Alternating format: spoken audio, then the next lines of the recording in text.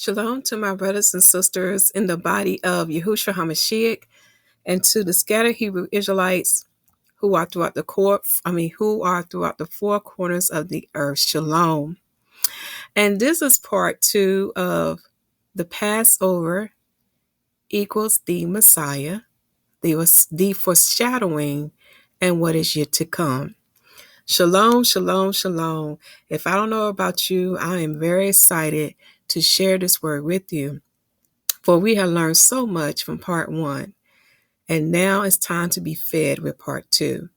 So the subtitle of this video is Salvation, the 45 days, plagues of Egypt, and the darkness to come, part 2. Okay? Salvation, the 45 days, the plagues of Egypt, and the darkness to come, part 2. Okay? And again, please check out the Most High message that he has given to you, Hebrew Israelites, and check out the second message that he has given to Israelites and Gentiles. So now let us begin. So part 2 is really going to be focused on what is yet to come, because again, Passover has a deep spiritual message, a deep mystery about it. And as we had learned in part 1, it is an 8-day feast. And Passover is also called the Feast of Unleavened Bread.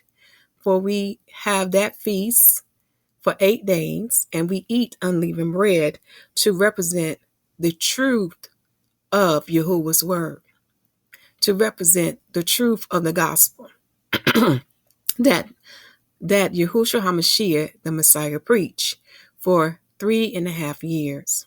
Okay?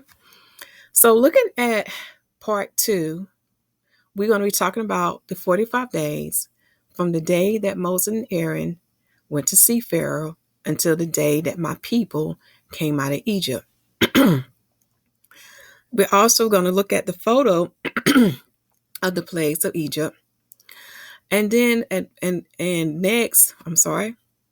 And the thing that we should talk about next is this darkness to come. We're going to be talking about this also in part 2. But first, I want to give you the scriptures to show you that a plague of darkness is coming, my people. I'm talking about a physical darkness that shall be witnessed in the heavens. And the scriptures are Isaiah chapter 13, verse 10, Joel chapter 2, verse 31, Ezekiel chapter 32, verse 7, Matthew chapter 24, verse 29 to 30, Mark chapter 13, verse 24 to 26, and Luke chapter 21, verse 25. I highly recommend that you read those scriptures, because that is one of the greatest signs that shall happen before the Messiah starts the redemption. I'm going to repeat. That is the greatest sign that shall happen before the Messiah start the redemption. And the redemption is the gathering of his purchased possession. That's the one with the 144,000, and that's dealing with the bride. As for the nation of Israel, he will be a sign unto them, as written in Isaiah chapter 11. He will be the ensign upon the mountain, and that mountain is Mount Zion of heaven. Okay, that's the difference, of heaven. He will be an ensign upon Mount Zion of heaven to the nation of Israel, and they shall be gathered too into the wilderness of the earth. Okay, so now we're going to open up with the scripture. And also, I've almost forgot, also read 2 Ezra chapter 13, and you will see that he would come on clouds on the Mount Zion of heaven. Okay? And also read Revelation chapter 1 to confirm to you, he's going to come on clouds, not on spaceships, clouds. All right? The UFOs and spaceships you see are of Satan and his children. Again, the Most High don't need those materials, devices to transport his people. He uses his creations. That is the difference between the Father and between Satan. Okay, so now let us open up with this scripture from Ezekiel chapter 34, verse 11 to 12. Okay, because it does touch the darkness that is about to come. For thus saith Yahuwah El, behold, I, even I will both search my sheep and seek them out. So Yahuwah is going to seek out his sheep. Verse 12, as a shepherd seeketh out his flock in the day that he is among his sheep that are scattered, so will I seek out my sheep and will deliver them out of the places, and will deliver them out of all places where they have been scattered in the cloudy and dark day. You want to highlight that verse, Hebrew Israelites. So when we see this darkness to come, you know that it's the sign that your gathering shall begin. Okay, do not fear the darkness that has come, for we know this is the great sign of us being gathered. Okay, this is still with 144,000, the bride of Yahuwshua HaMashiyach, the Messiah, and the birth of a nation, which is Yahuswah, which known as Israel. Okay. So Yahuwah is going to send his son, because remember, his son come in his name, because that's what they say, blessed is the one that come in the name of Yahuwah. So Yahushua is given the authority and the powers to carry out his father's judgment in the earthly realm. Okay. And when you understand why the son is sent, because the father is so holy that he can't be before unholiness. Okay, so his son is coming to get all things straightened out and prepare for his father. So that way, when that day come at the appointed time, then Yahuwah would come with the New Jerusalem. Okay, and then he shall dwell among mankind, known as Adam. Okay, so right now his son is given the authority and the powers to carry out his father's judgments first. Okay, so he's getting us ready for Yahuwah. Read, I believe it's John chapter 5 and Acts chapter 17, verse 29. So as we see here, Yahuwah is going to deliver the Hebrew Israelites by sending a savior, by sending a deliverer. And who is that deliverer? The Lamb. Who is the Lamb? He is the Passover. Who is the Passover? It is the Messiah, Yahuwshua HaMashiyach. So he's going to send the deliverer that comes from him to deliver his people, the children of Israel. And they're going to be in a cloud. And this deliverance is going to take place on a day where it's cloudy and dark. Okay? Now, as you can see, Passover is telling us a great thing. So what happened then shall happen again. So it's telling us what is to come. And a great comparison to understand this, because we are in Esau kingdom as confirmed in Genesis chapter 25 and chapter 27, the book of Obadiah, and 2nd Ezra chapter 6. Also is confirmed in Numbers chapter 24, 2 Samuel 23, and Daniel's chapter 11. Also chapter 2, chapter 7, and chapter 2, chapter 7, and chapter 11. Okay? So the word has confirmed to us we are in Esau kingdom, and Esau is Rome, and Esau is a part of the Jewish people. And we also learned that the Jewish people are made up of the sons of Japheth and the sons of Esau. Okay? Now, as far as Dan joining themselves to the Jewish people, you have to check on the channel to get an understanding about Dan and the prophecies that pertain to them in this last day. Okay. They're going to come in after the Messiah reveal himself to them. That's when they're going to come in. Okay. So what was done back then in ancient Egypt shall be done again in this kingdom. Okay, so in number 2, you see Revelation chapter 16, verse 13, like ancient Egypt is Esau kingdom. Okay, and I use 16:13 as an example so you can understand the 3 parts. Okay, and to give you understanding why Esau is so powerful today. But the reason why he's powerful, because we learned from part 1 that his principality, the angel that rules over him, the angel that he has joined himself to, is Satan. So in the word, Satan is classified as the dragon. and also as the earth serpent. And you can read about that in Revelation chapter 12, verse 9, and Revelation chapter 20, verse 1 to 3. He's also given these titles too as well. He is the prince of this world, and the prince of this world means the earth. So he is the ruling authority over this world. And this is why the whole world is now in darkness. Okay. And the only way, my people, to come out of the darkness, you're going to have to receive salvation as written in Romans chapter 10 and be baptized in the name of Yahuwshua HaMashiyach. And then from that point, you're going to have to listen to his spirit. For Yahuwah will teach you all things, and he will show you how to keep the commandments. He will show you how to keep Torah, and he will show you a lot of other hidden mysteries that the children of darkness do not understand. Okay? Now, another title for Satan is the prince of the power of the air, and he is also known as the spirit of the disobedient children. Read John chapter 12, verse 31, and John chapter 14, verse 30, and John chapter 16, verse 11, and Ephesians chapter 2, verse 2.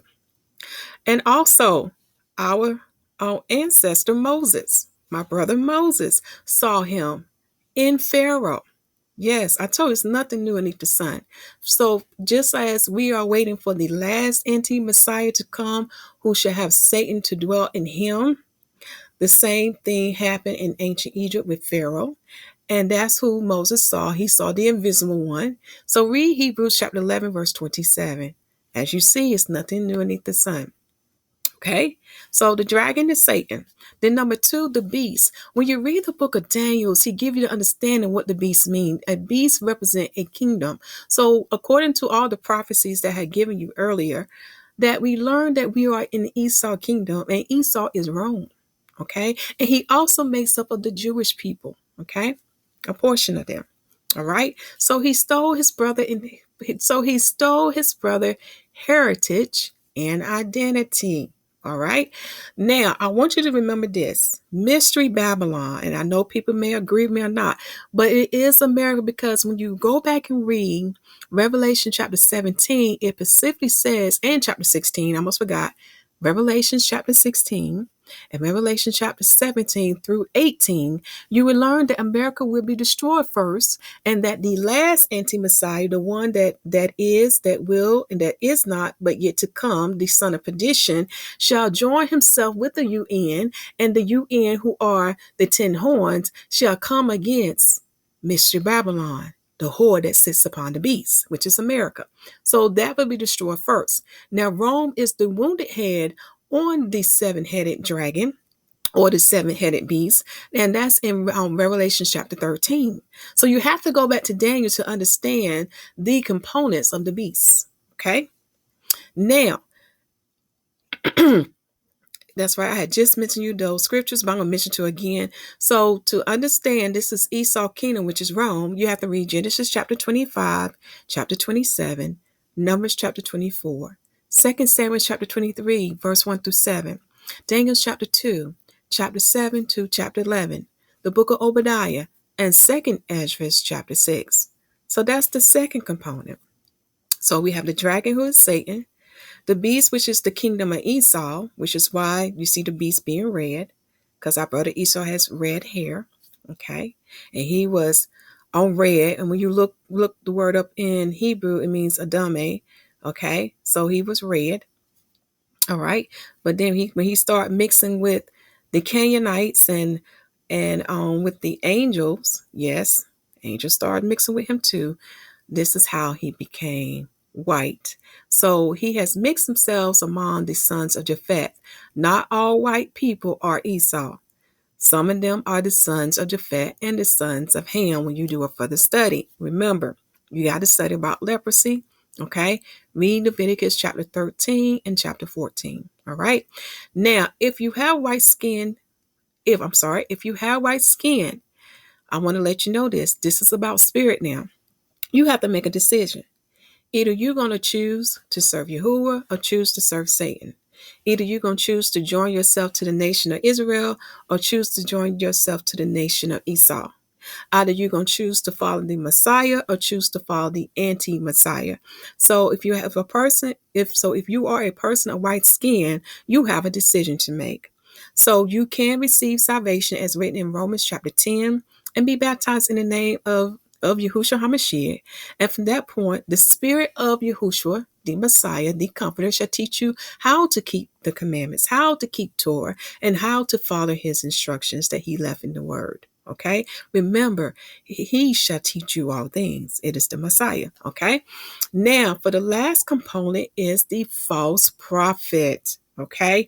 The false prophet is the last anti-Messiah. That is the son of perdition. That is the one that is, that's yet, that's what's not, but yet to come. He will be the eighth to come out of the seven-headed beast, okay? Because he's going to be the one to destroy America. He's going to have the support of Russia and the other countries, especially the countries of the north. And that's looking at the sons of Japheth. He's going to have that support. So we are waiting for him to reveal himself to the world, okay? All right. So as you can see, what happened in ancient Egypt, Pharaoh was possessed by Satan, listened to Satan, came against the most high holy people, the Hebrew Israelites. And the same thing is happening now. Now he's using Esau to do his bidding. Do you see how the two parallel itself? Just like my ancestors was waiting to be saved and delivered out of the bondage they was in, so we too are waiting to be saved and delivered out the bondage we in. For Satan has the whole world in darkness, and he will not allow the children of Yahuwah and the children of Israel to serve Yahuwah in peace. He will not allow it. He will constantly afflict them, attack them. So this is why we need a savior and a deliverer to come. All right. Now, looking at number 3, again, this is another parallel. What happened then is going to happen again, okay? So in the book of Exodus, and when you read the book of Jubilees, okay, I'm a little ahead of myself. Let me read that first line to you. Number 3, Satan shall be cast out by the Messiah, who is the second Adam. And because he is the second, he's going to take what belonged to him. In other words, this earth was not given to be ruled under the powers of Satan. This earth was given to be ruled by Adam and Eve, for they are the father and the mother of the living. They are the king and the queen of this earth. But because they fell, then that dominion was given over to Satan, which can be confirmed in first and second book of Adam and Eve, the book of Genesis, and Wisdome of Solomon, when you do more research on this, okay? So the Messiah had to come to take back ownership, okay, to take back dominion from Satan. So this is why he's going to be cast out by the Messiah and take back what belongs to Adam, for he is the second Adam, okay? So I want you to read John chapter 12, verse 31, for it says that now is the judgment of this world. Now shall the prince of this world be cast out. So who is the prince of this world? Satan. He's going to be cast out, my people. Just like in ancient Egypt, from Abib 14 to Abib 18, he was bound. Satan was bound for 5 days. And you can find it in Jubilees chapter 48, verse 13 through 17. And the reason why he was bound, my people, is to give the Hebrew Israelites time to get out of Egypt, because the Most High was setting them free so they can worship him in peace, away from the heathens, okay? And also on that day, some of the Gentiles came out with them, okay? Because they too wanted to serve and worship Yahuwah. Because when they saw them great power, they're like, oh, who is this El? We're going to follow them. Their El is more powerful than all the gods that was in Egypt, okay? So, I'm sorry, I almost lost my train of thought. Excuse me. Sorry, family.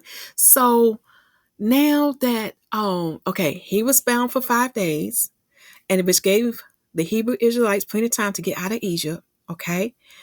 Then the Most High set him free on Abib 19. And the reason why he set him free on Abib 19 was to lead Pharaoh to his destruction. He wanted to break Egypt, to let Egypt know that Yahuwah is the most powerful El. So he allows Satan to lead Pharaoh to his destruction. And the same thing is going to take place. When you read the book of Revelation chapter 20, the same thing is going to take place to God, who is the last anti-Messiah. For Satan shall be bound. I'm telling, okay, what I'm saying to you, my people, is that the Messiah is going to bound Satan for 1,000 years. And once 1,000 years is fulfilled, Satan going to be released for one more time because he got another part to play, my brothers and sisters.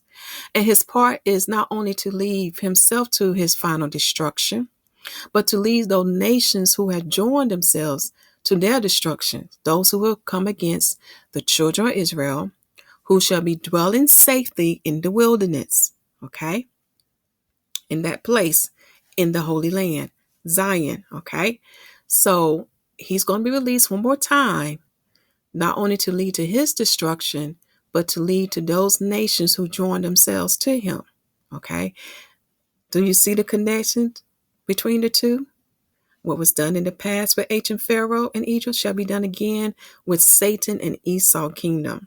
Okay, so I'm going to have to take it to the book of Revelation chapter 20 before I give you the events of the 45 days, okay, which is very important because I don't think people understand what this first resurrection going to be about and what the first 1,000 years going to be about, because this has not came to pass yet.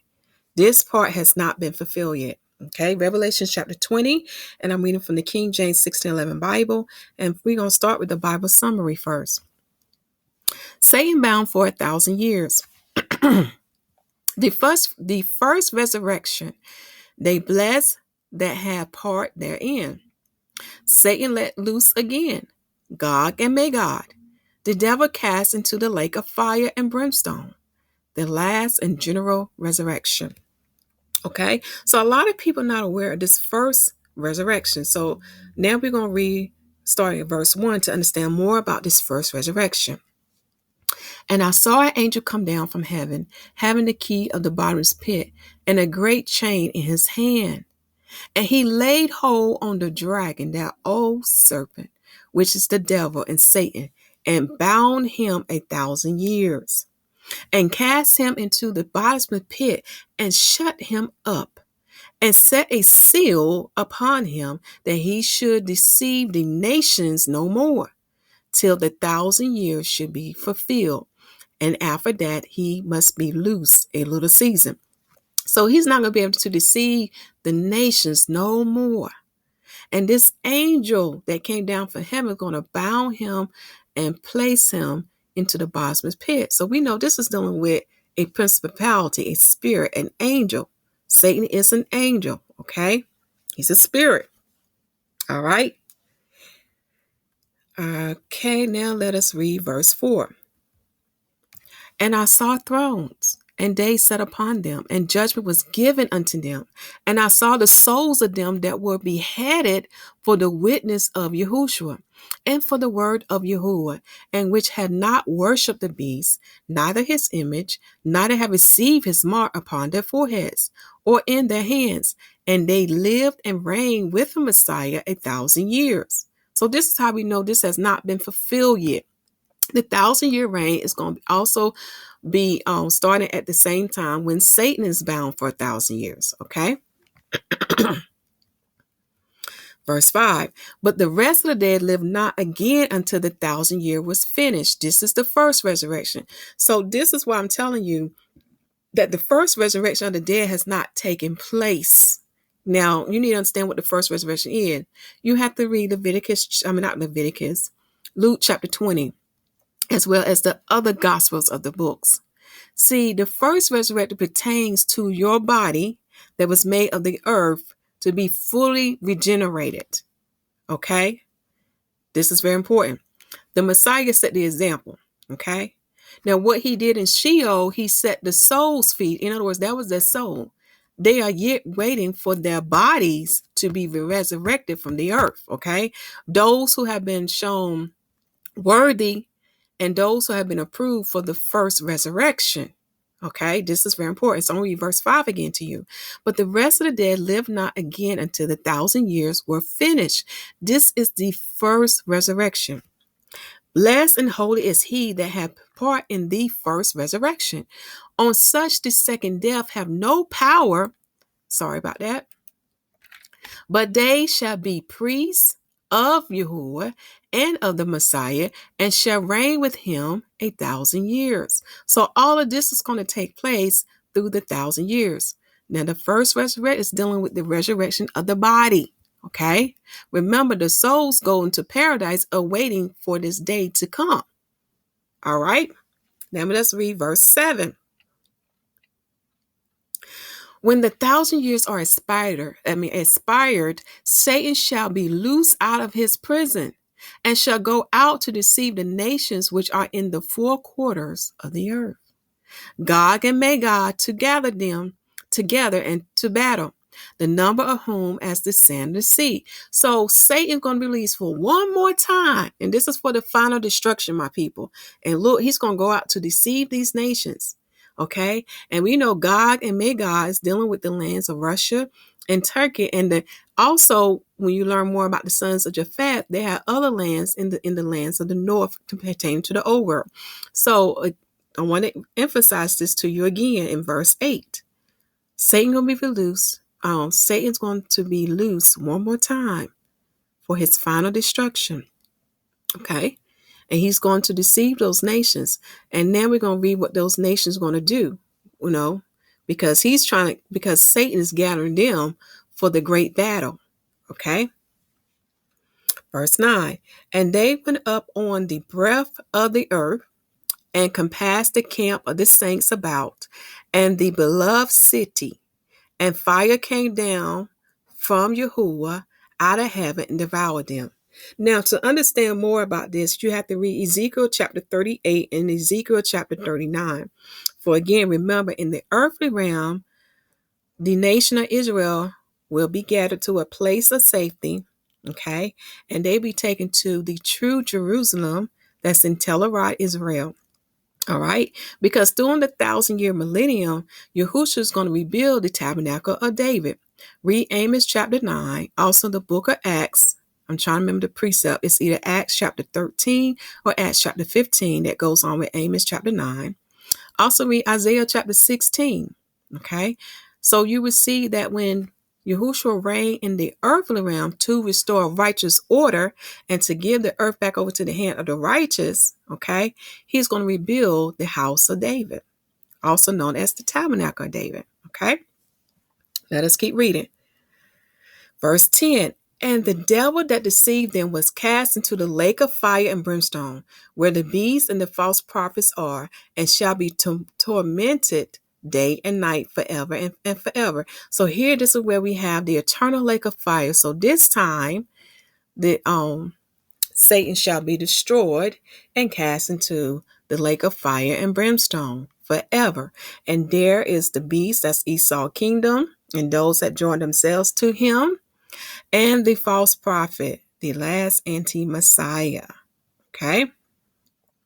Verse 11, and I saw a great white throne. And I don't need to mention this. I think that's a chapter to give you more understanding.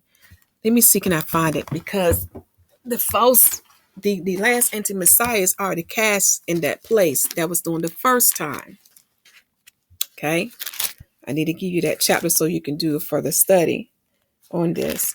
Let's see here. I believe it's in read chapter 19. Especially at the end, you're going to reverse. Because when the Messiah comes for the first time to establish his reign, there will be a battle, okay? So the first time, the beast and the false prophet is cast into, let me make sure I read this right. Yeah, they'll be cast into a lake of fire burning with brimstone, okay? All right. So when you read, I want to go back to this verse because I want to point this out. It said in verse 10, and the devil that deceived them was cast into the lake of fire and brimstone, where the beast and the false prophet are, and shall be tormented day and night forever and forever. So Satan's let loose. Only him. Okay? And he's going to stir up these nations. And they're going to come against the children of Israel in the wilderness. But this time, they're going to be led to their final destruction. So Satan will be cast into the lake of fire and brimstone. Okay, but in your when you get some time, read Revelation chapter 19. Okay, now verse 11. And I saw a great white throne, and him that sat on it, from whose face the earth and the heaven fled away, and there was found no place for them. So now we are transitioning to the final judgment. See, what the Messiah is doing is the earthly judgment. And also, my mind is telling you to let you know how you know that the false Messiah and those that join himself to them will be cast into the lake of fire first by the Messiah. I want to make sure I read this correctly.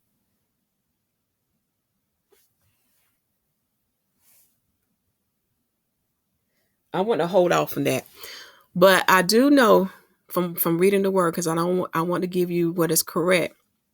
See, the last anti-Messiah can only reign for 3.5 years. Okay, once he fully reigns, the Messiah is going to take that away from him.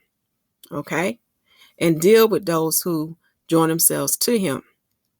Then his 1,000-year millennium is going to be established, and during these 1,000-year and during his 1,000-year reign, Satan is going to be bound for 1,000 years. Then after the 1,000 years, Satan shall be released one more time to stir up the nations so they can come against the children of Israel, who are dwelling in the place of safety, which is Zion, the city of David, which is Jerusalem, known as the Jebusite Jerusalem. So he's going to come against them with his army, but this time he's going to be taken out for good, forever. Okay? And after that happened, at the most high point in time, then the Father's going to come. All right? And this is dealing with the temple that's in heaven, the new city, the new Jerusalem. Okay? So I want to read verse 11. And I saw a great white throne, and him that sat on it, from whose face the earth and the heaven fled away, and there was found no place for them. So this time, after the earthly judgment, then the heavenly judgment is going to come. That's when the Father is going to come at his appointed time. Verse 12, and I saw the dead, small and great, stand before Yahuwah, and the books were opened, and another book was opened, which is the book of life. And the dead was judged out of those things which was written in the books according to their works. Okay. And the sea gave up the dead where were in it, and death and hell delivered up the dead which were in them. See how they mentioned death and hell? See, you have to ask yourself, where do the wicked souls go? They go to a place too. Okay.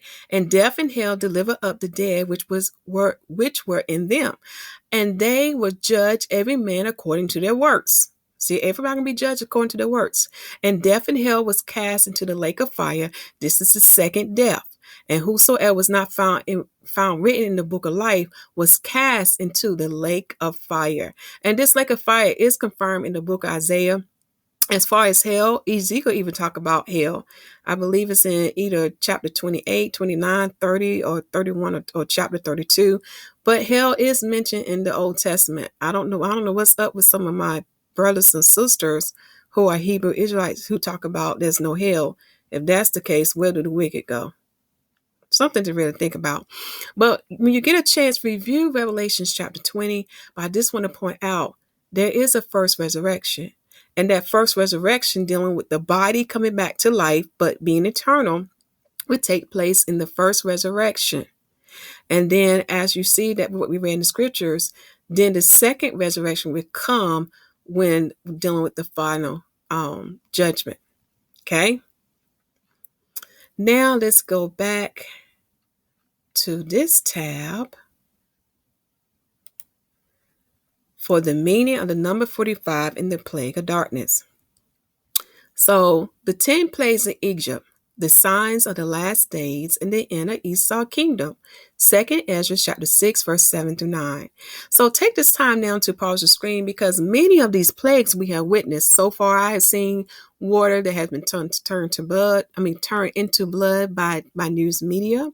We have seen an infestation of lice. We have also seen animals dying in great numbers. We have seen people coming with skin conditions with the bulls. We have seen, let me see what else. I'm trying to think that we have locusts. We have seen the manifestation of locusts upon the earth. So take this time now to pause the screen and think about some news events that fulfill the 10 plagues of Egypt, because now this is worldwide. Now this is globally. So so I know definitely we waiting for the plague of darkness to come.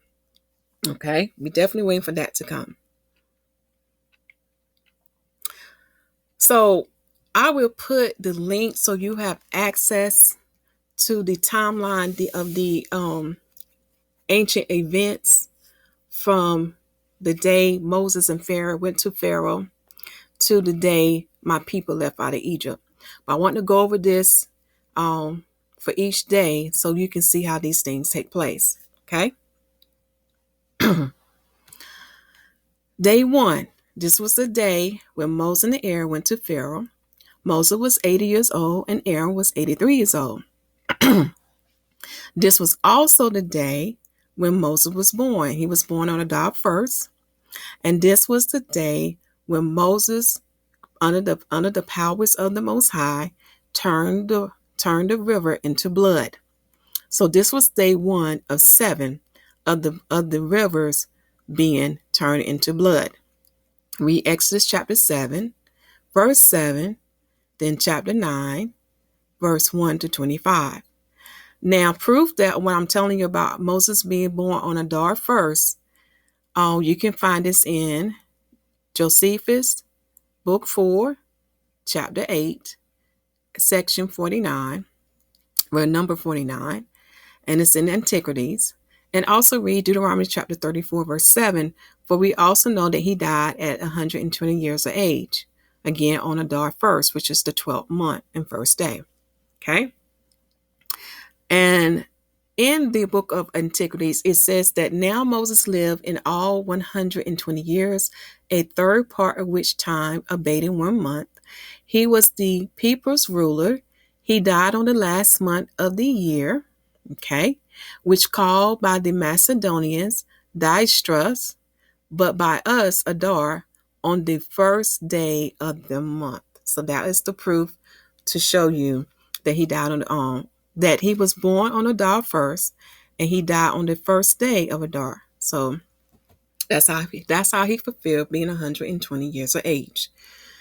All right. Now, if you look at Moses' total years from 80 to 120 years, he is 41 years old. Okay. I mean, when you look from 80 to 120 years, you get a total of 41 years. Now, part of these years is pertaining to his first year in Egypt as the deliverer and the 40 years in the wilderness. Remember, they have 40 years in the wilderness to wander, and then they had 1 year, pertaining to them coming out of Egypt. All right. Now we're going to look at day 7, which is Adar 7th.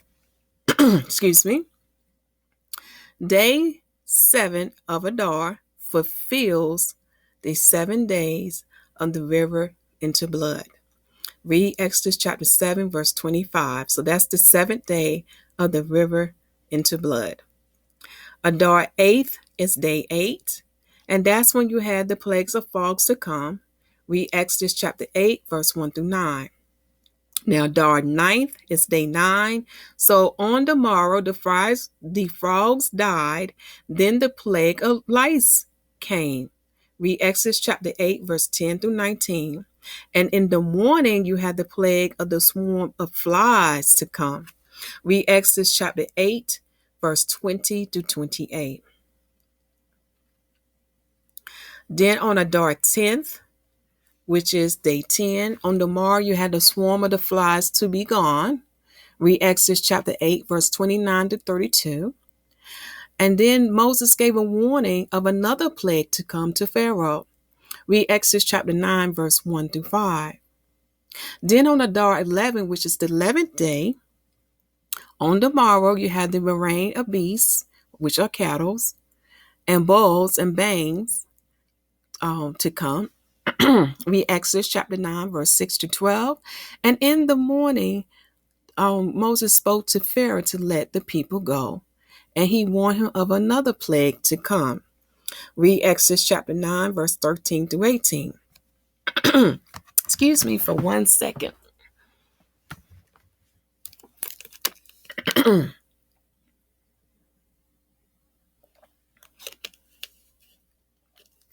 Then on Adar 12, which is the 12th day, on the morrow, the plague of hail, thunder, and fire came, and the body was destroyed. Read Exodus chapter 9, verse 18, and chapter 9, verse 31. Then on the 13th day of Adar, which is day 13, in the morning the locusts came. Read Exodus chapter 10, verse 4 and verse 13. Now on Adar 14th, I'll make sure I'm looking at this correctly. Okay. Then on Adar 14th, the locusts came. Let me see. I put locusts during the night. Exodus chapter 10, verse 4. And then Exodus chapter 13, verse 20. And on Adar 14th was the first day of darkness. And this first day of darkness occurred in the daylight phase, my brothers and sisters. Read Exodus chapter 10, verse 21 through 23. Okay. And also with the locusts during night, if I'm remembering off the top of my head correctly, they was also during the night as well.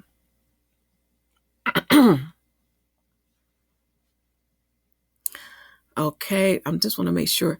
For further study, go back and read Exodus chapter 10, verse 4 and Exodus chapter 13, verse 20, because for some reason I didn't list when the locusts left. Okay, that's very important, and I apologize for that error. Now dealing with this darkness. This darkness came in the daylight phase of Adar 14. Okay, because remember the Hebrew days start from night to day. Okay, so this darkness was caused by dark clouds, which explains why the Israelites have light in their dwellings in the land of Goshen, and why the Egyptians had darkness in their land. Okay, so this darkness was caused by dark clouds. Now today we call these dark clouds Nimbus. It's a dark precipitous cloud, and I'm going to put these links in the video description box so you can get an idea. So you can do a more further study about these dark clouds called Nimbus. But I'm going to see, can I copy this link? Let me just copy it so you can see what a dark cloud would look like.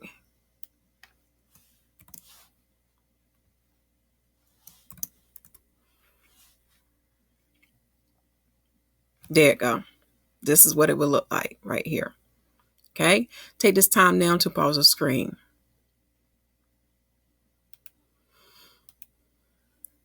Now on day 15, which is the second day of darkness, okay, that occurred on the 15th day. Then on Adar 16th, which is day 16, was the third day of darkness. All right. So when we get to Adar 17th, Pharaoh still had his heart hardened and would not let the people go. Read Exodus chapter 10, verse 24 to 29. So from Adar 18th to Adar 30th, many nights pass. Okay, many nights pass. So we have several days to go by from Adar 18th to Adar 30th. Okay, now dealing with the darkness. Let's see here. Just to give you an idea that, to confirm to you it's caused by clouds, when you read Exodus chapter 10, verse 21, it says here, and Yahuwah said unto Moses, stretch out thy hand towards heaven, that there may be darkness over the land of Egypt, even darkness which may be felt. Okay, and in the Hebrew word, it means that one may feel darkness. So when you look at this cloud here, you can see how they can feel it, because a cloud is made up of water. Okay. In verse 22, and Moses stretched forth his hand towards heaven, and there was a thick darkness in all the land of Egypt 3 days. So you can see why this darkness was thick, because it came in the form of clouds. They saw not one another, neither rose any from his place for 3 days. But all the children of Israel had light in their dwellings. The precept for that is Wisdome of Solomon in the Apocrypha, chapter 18, verse 1. Okay? Now, it says in Wisdome of Solomon, chapter 18, verse 1, it says, Nevertheless, thy saints had a very great light, whose voice they hearing and not seeing their shape, because they also had not suffered the same things that counted them heavy. They counted them happy. Okay, so even in this dark cloud, and we're going to find out in the work of Josephus that we're about to read, this cloud was so thick, and because it's made of water, a lot of people die. Okay, and we're about to read this in the work of Josephus. Okay, Josephus Antiquities, book 2, chapter 14, section 5, and we're going to look at Numbers 308 to 309. But when Moses saw that he desired was unjust, since they was obliged to offer sacrifices to Yahuwah of those cattle, and the time being prolonged on this account, a thick darkness, without the least light, spread itself over the Egyptians, whereby their sight being obstructed, and their breathing hindered by the thickness of the air, they died miserably, and under a terror lest they should be swallowed up by the dark cloud. Do you see that? Their breathing was hindered by the thickness of the air, which makes sense. When you look at this cloud, we can go back and look at this cloud again. It makes sense. You can't breathe through that. Okay? Besides this, when the darkness after 3 days and as many nights was dissipated, and when Pharaoh did not still repent and let the Hebrews go, Moses came to him and said, How long wilt thou be disobedient to the command of Yahuwah? For he enjoins thee to let the Hebrews go, nor is there any other way of being freed from the calamities are under, unless you do so. The darkness or dark cloud slowly disappeared or dissipated after 3 days, and many nights passed. Okay? So the same thing that Pharaoh would not do, he would not let us go. The same thing is going to happen in Esau kingdom, because the Most High said this in Jeremiah chapter 14. And I have to bring this out because they're not going to let us go, my people. This is why the Most High is going to have to step in. And this is why he's going to have to send his son to deliver us, because they're not going to let us go to go back in the Holy Land and to worship Yahuwah. They're not going to do it. Okay? I don't care what promises they're going to make. They're going to break their promises. So this is what Yahuwah said to us in Jeremiah chapter 16. Let me make sure I got the right chapter. Yeah, it's chapter 16.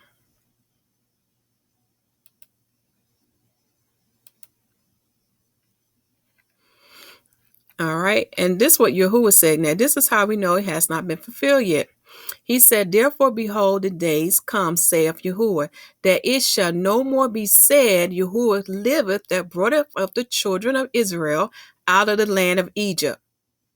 But Yahuwah liveth, that brought up the children of Israel from the land of the north, and from all lands, whether he have driven them, and I will bring them again into their land that I gave unto their fathers. So he gonna gather all tribes of Israel and bring them back into the Holy Land. So this is how we know this prophecy has not been fulfilled yet, because he said he's going to do it. And there's going to be great signs and wonders to force Esau and these heathens to let us go. Okay? And also when you read the book of Isaiah, the water is going to be opened up again, my people. Great miracles shall take place. Okay? So when we get to day 40, which falls on the Ben 10th, that's the day when we get the lamb. We Exodus chapter 12, verse 1 through 10. And I put here, this also reminds me of the 40 days and 40 nights. 40 nights and 40 days of Moses being on Mount Sinai. And it also reminds me of Yahushua being in the wilderness to be tempted by Satan, which he passed. He didn't fall. Okay. He passed. Because Satan offered him a kingdom and he turned it down, and other things that he turned down from Satan. Okay, because Satan tempted him. And think about it. He was in the wilderness for 40 days and 40 nights without food and water. So Satan was really trying to break him. But this second Adam passed the test. Okay. Now, when we get to Abib 14th, that's the 44th day, and that's the day when we have the Passover and the plague of the firstborn, as for in Exodus chapter 12, on a full moon night. Okay, so the blood of the Lamb saved my people from the destroyer, and all the all the firstborns, which are males and females, were slain by the destroyer of the Egyptians and of their beasts. Now we get into the exciting part. Day 45, which is Abib 15. That's when my people left out of Egypt at night. The Hebrew Israelites left out of ancient Egypt at night, which is confirmed in Exodus chapter 12, verse 37, and Deuteronomy chapter 16, verse 1. And this was the beginning of them entering into Yahuwah's rest, for they would no longer be afflicted by their enemies. They would no longer serve in hard bondage. They shall be free to serve Yahuwah in peace. And he would lead them to what? A land of milk and honey. The same that should happen for us, my people. For we are trying to attain the goal. We are trying to get our inheritance or enter into the kingdom of heaven. For we too want to enter into Yahuwah's rest. Okay, that's to the 144,000 and to the bride of Yahuswshua HaMashiyach. As for the nation of Israel, they shall enter into Yahuwah's rest when he bring them back into the Holy Land in the earthly realm. Okay. See here. And then my brother David had a dream and vision of the darkness to come. So he's sending people out here to tell you about the darkness to come. And I want to see if I can pull that up for you, because I believe that's very important.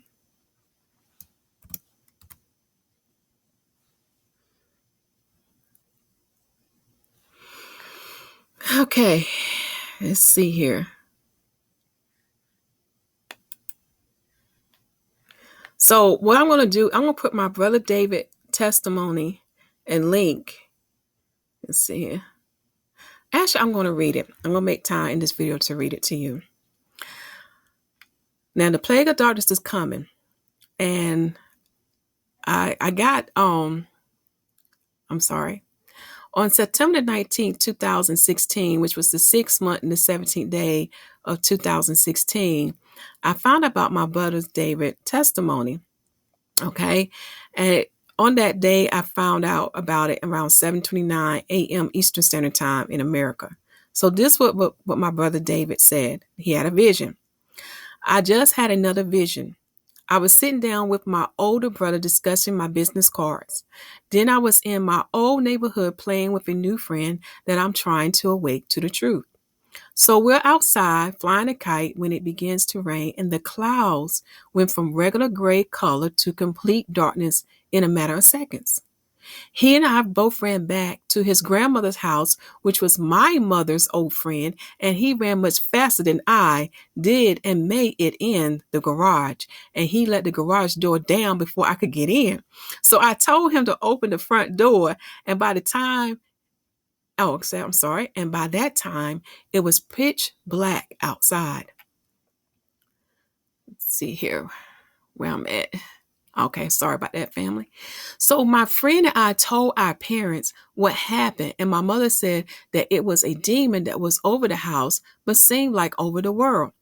I felt the Holy Spirit, the Ruach HaKodesh, came over me, and I went outside and began to rebuke this demon.